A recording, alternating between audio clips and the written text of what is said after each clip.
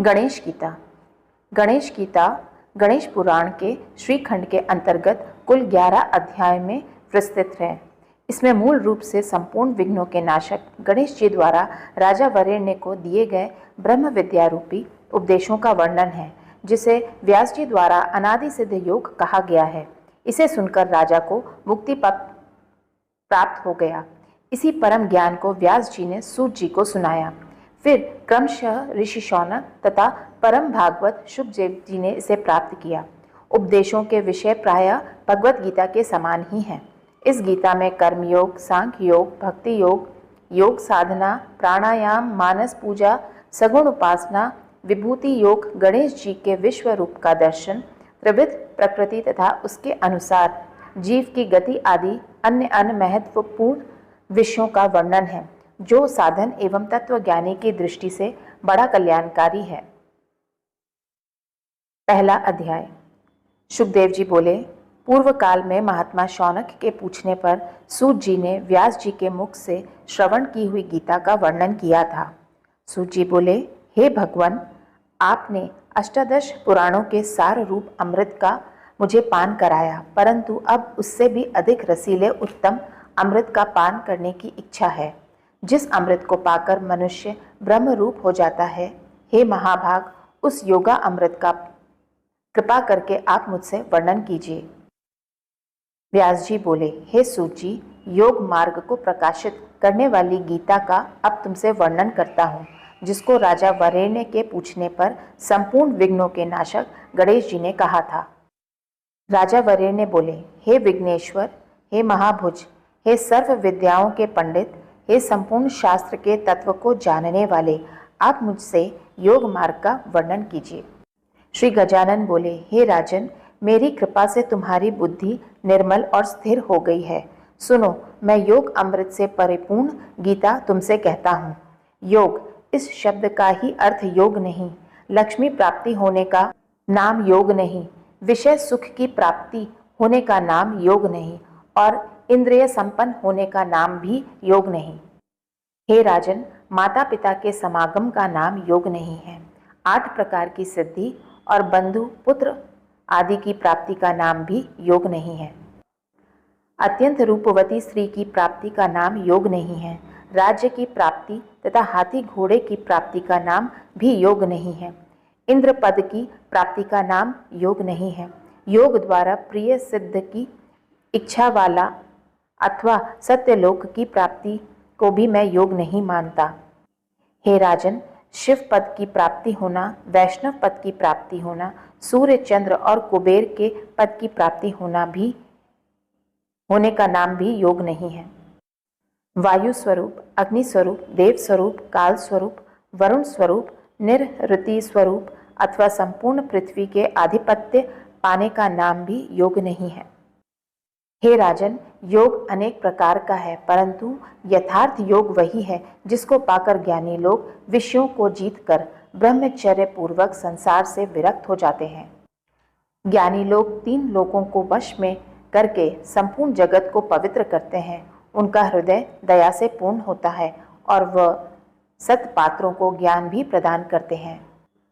वे जीवन मुक्त होकर परम आनंद रूपी सरोवर में मग्न रहते हैं और नेत्र मूंद कर अपने हृदय में स्थित परब्रह्म का दर्शन करते रहते हैं।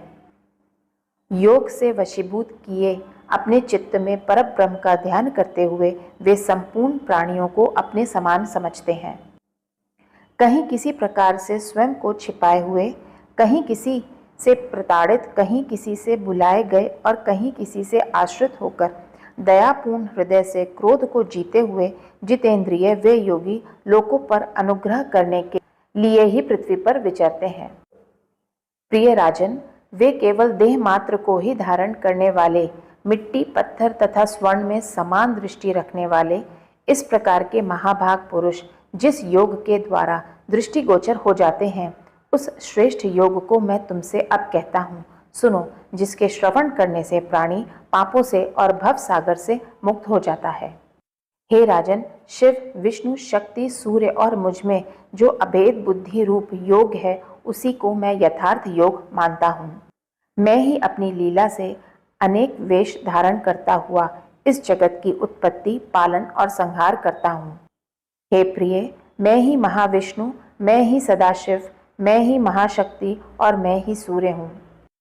एकमात्र मैं ही मनुष्यों का स्वामी हूँ। विष्णु, शिव, शक्ति, सूर्य तथा गणेश, इन 5 प्रकार से मैं पूर्व काल में उत्पन्न हुआ हूँ। मैं जगत के कारण का भी कारण हूँ। मुझको अज्ञानी लोग नहीं जानते।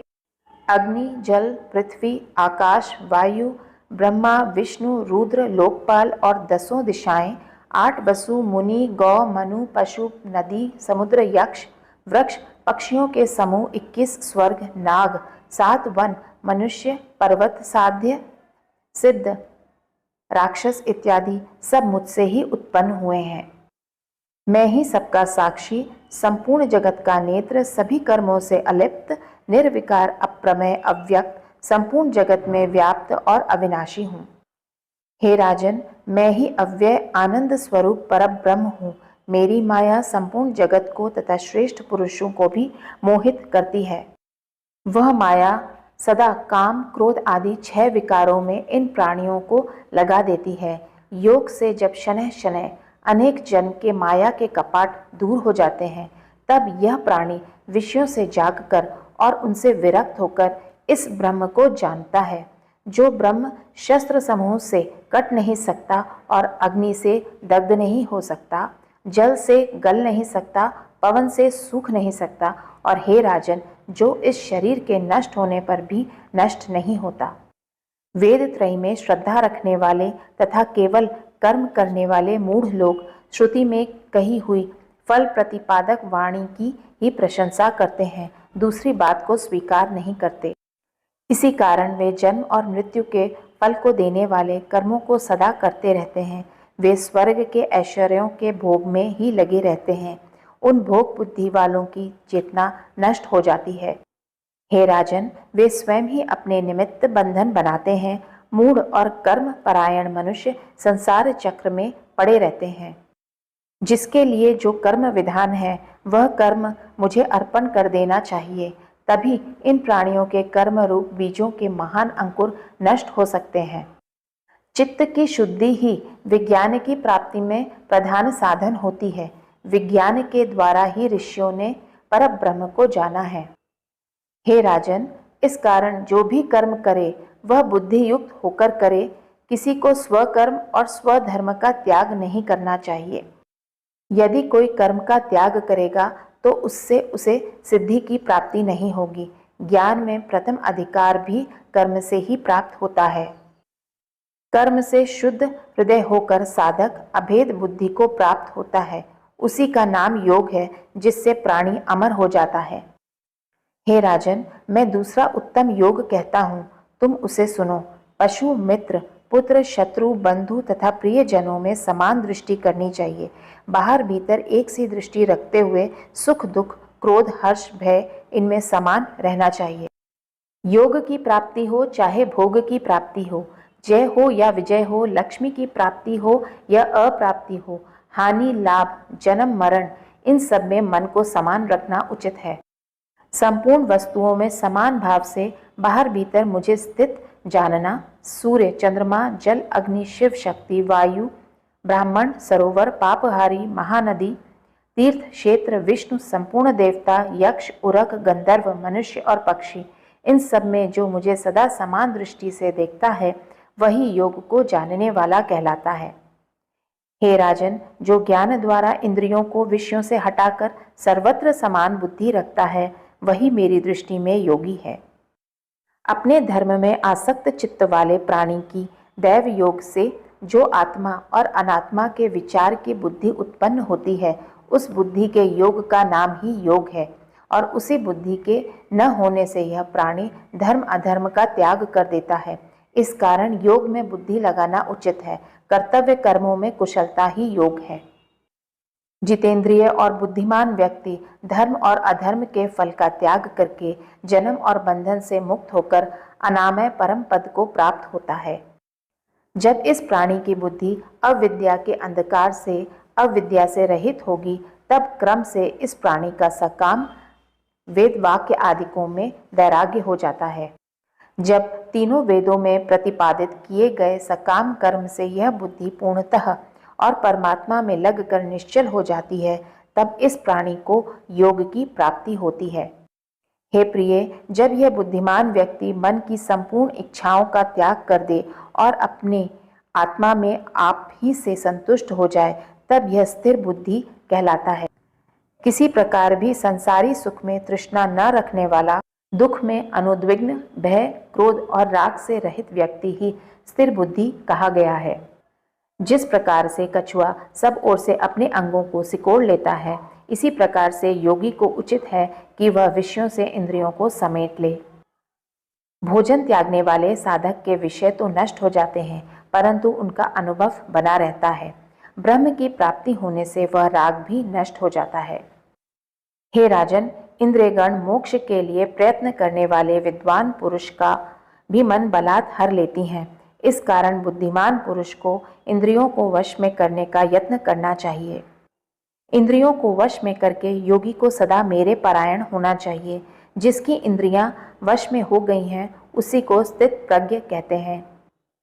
विषयों का चिंतन करने वाले पुरुषों को उनमें अनुराग हो जाता है। आसक्ति, अनुराग से कामना होती है और उससे क्रोध की उत्पत्ति होती है। क्रोध से अज्ञानी की उत्पत्ति और इससे स्मृति भ्रम होता है। स्मृति भ्रम से बुद्धि नष्ट होती है और बुद्धि नष्ट होने से वह प्राणी भी नष्ट हो जाता है। अनुराग और द्वेष से रहित, अपने वश में आई इंद्रियों से विषयों का भोग करके भी चित्त को अपने वश में रखने वाले महापुरुष संतोष और शांति को प्राप्त होते हैं। संतोष की प्राप्ति होने से तीनों प्रकार के दुख नष्ट हो जाते हैं।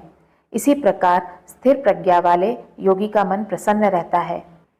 हे राजन, बिना चित्त प्रसन्न हुए बुद्धि की प्राप्ति नहीं होती और बुद्धि के बिना श्रद्धा नहीं होती, श्रद्धा के बिना शांति नहीं होती और शांति के बिना सुख नहीं होता।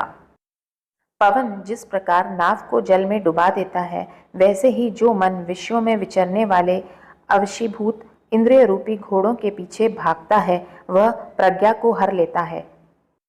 हे राजन, अज्ञान से आच्छादित संपूर्ण प्राणियों के लिए जो आत्मज्ञान रात्रि स्वरूप है, उसमें इंद्रियों को वश में करने वाले संयमी योगी जागते हैं, और जिस विषय बुद्धि में संपूर्ण प्राणी जागते हैं, वह विषय भोग ज्ञानियों के लिए रात्रि स्वरूप है। जिस प्रकार से नदियों आदि के भी सभी जल समुद्र में प्रवेश कर जाते हैं और उसकी तृप्ति नहीं होती, इसी प्रकार सब कामना पूर्ण होने वाले को भी शांति नहीं होती। इसी प्रकार प्राणी को उचित है कि सब प्रकार से विषयों की ओर दौड़ती हुई इंद्रियों को वश में करे, तब उसकी बुद्धि स्थिर हो जाती है। जो ममत्व, अहंकार और सब कामनाओं का त्याग कर देता है, नित्य ज्ञान में मग्न रहता है, वह ज्ञान से मुक्ति को प्राप्त हो जाता है। हे राजन, जो वृत्त अवस्था को प्राप्त होकर भी दैव गति से इस ब्रह्म ज्ञान युक्त बुद्धि को प्राप्त हो जाता है, वह जीवन मुक्त हो जाता है। श्री गणेश पुराणे गजानन वरेण्य संवादे गणेश गीतायां सांख्य सारार्थ योगो नाम प्रथमो अध्याये। यहाँ प्रथम अध्याय समाप्त हुआ। ओम श्री गणेशाय नमः।